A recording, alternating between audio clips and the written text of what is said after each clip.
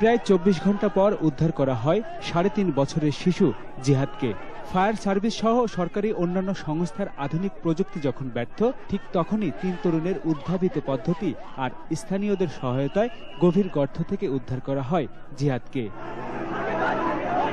উদ্ধারের পরপরই তাকে নিয়ে আসা হয় ঢাকা মেডিকেল কলেজ হাসপাতালে।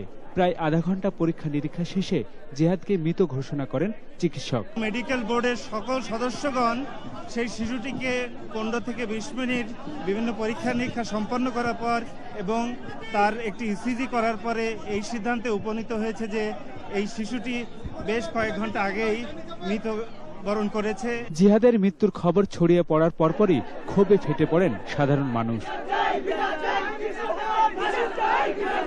জিহাদকে উদ্ধারে শুক্রবার বিকেল থেকে শনিবার দুপুর ২টা পর্যন্ত তৎপরতা চালায় ফায়ার সার্ভিস। বিকেল ৩টার কিছু আগে ফায়ার সার্ভিসের কর্মকর্তারা জানান পাইপের ভেতরে কোনো মানুষের অস্তিত্ব নেই। এর পরপরই একদল তরুণ উদ্ধার করে জিহাদকে। এর আগে সকাল থেকে তারা উদ্ধার কাজের প্রস্তুতি নিতে থাকেন। দুর্যোগ দুর্ঘটনায় সাধারণ মানুষ এগিয়ে এসেছে সবসময়। আত্মবিশ্বাসী হয়ে এই উদ্ধার কাজে অংশ নেন তারা। যে দুইটা ফোল্ডিং লুপ দিলাম, ফোল্ডিং লুপ দুইটা কি হবে, ও যাওয়ার সময় এইভাবে ওপেন হয়ে যাবে, সোজা হয়ে যেতে থাকবে। যাওয়ার পরে যখন ঢুকে যাবে তো আমি টান দিব, তখন আবার সে অটোমেটিকলি এইভাবে ফ্ল্যাট হয়ে লক হয়ে যাবে।